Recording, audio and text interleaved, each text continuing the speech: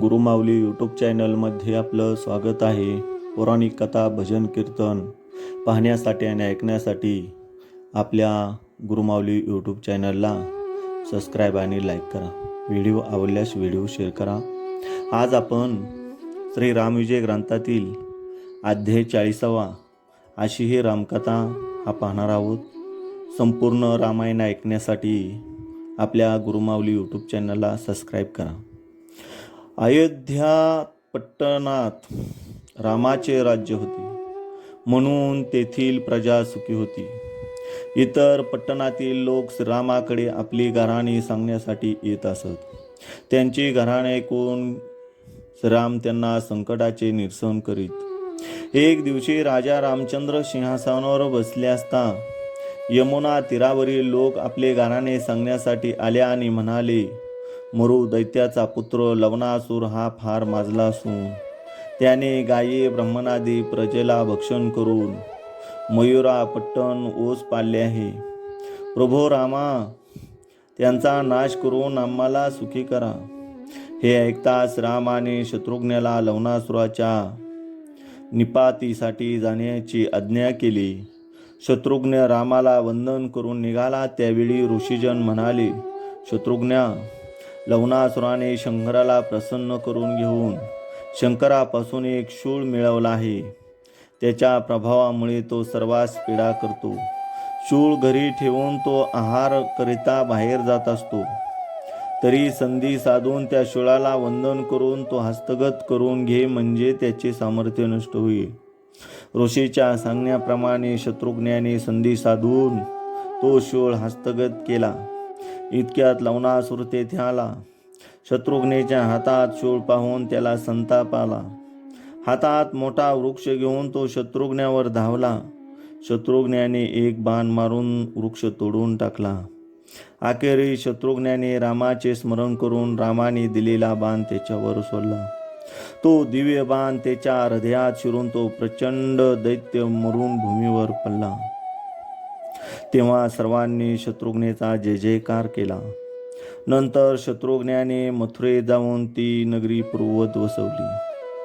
श्रीरामांनी विजयी शत्रुघ्नाला मथुरेचे राज्य दिले आणि समुद्रापर्यंत सर्व प्रदेश त्यांच्या ताब्यात दिला.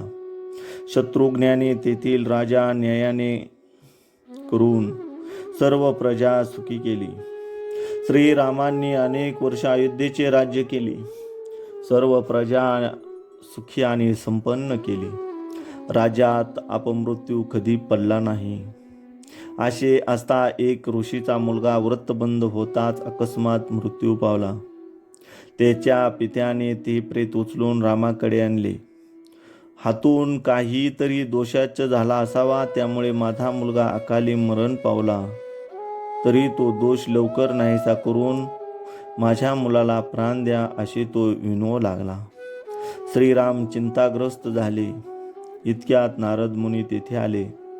रामाने ते वृत्त नारदाला सांगितले आणि नारद म्हणाले, कोणीतरी शुद्ध जातीचा मनुष्य तप करीत असावा, त्यामुळे हा ऋषिकुमार मृत्यू पावला. गुहा, पर्वत, दर्या आणि खोरी शोधित एक गिरिकंधारी एक भिल्ल तपचरण करीत असलेला रामाने पाहिला. तो म्हणाला, मी जातीचा भिल्ल असून स्वर्ग प्राप्तीसाठी तपास बसलो आहे. त्याचे ते अधर्मचरण पाहून श्रीरामाने एक बाण मारून त्याचा वध केला. त्याबरोबर उद्धार होऊन तो स्वर्गी गेला.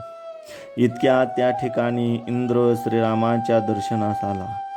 त्याला श्रीरामाने त्या ब्रह्मपुत्राला सजीव करण्यास सांगितले. त्याप्रमाणे इंद्राने त्या पुत्राला जिवंत केले. नंतर श्रीरामांनी अगस्त्य ऋषीच्या आश्रमात जाऊन त्यांचे दर्शन घेतले. अगस्तींनी त्यांची पूजा करून एक पृथ्वी मोलाचे रत्नजडित कंकण अर्पण केले. श्रीरामाला हे कंकण हातात असले म्हणजे इच्छित मनोरथ पूर्ण होतात. मग श्रीरामांनी हे ते कंकण हातात घातले. नंतर श्रीरामांनी अरण्याला दंडकारण्य का म्हणतात असा प्रश्न केला. तेव्हा अगस्तींनी उत्तर दिले की पूर्वी सूर्यवंशातील मनूचा नातू इक्ष्व पुत्र दंडक हा शिकारीला गेला असता भृगु ऋषीच्या आश्रमाजवळ आला. तो सुंदर आश्रम पाहून राजा क्षणभर त्या आश्रमात बसला. त्यावेळी भृगु ऋषी बाहेर गेले होते.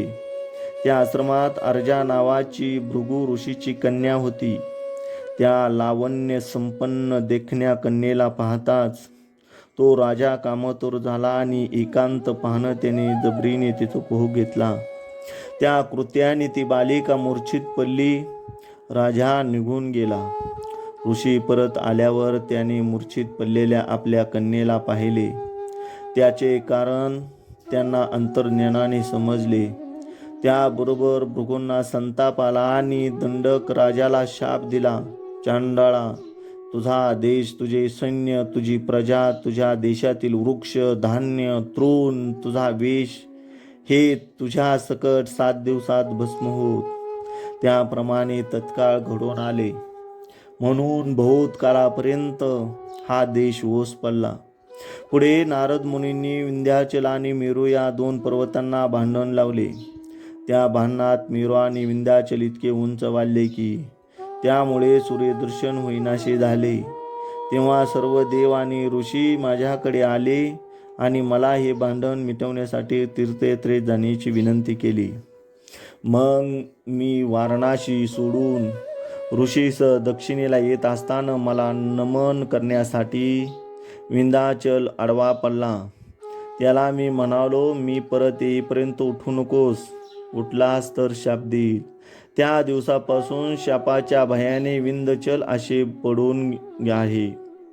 नंतर मी ह्या अरण्यात राहिलो. इंद्राला सांगून मेघवृष्टी करवली. तेव्हा पुन्हा या अरण्याचा प्रदेश धनधान्याने समृद्ध झाला.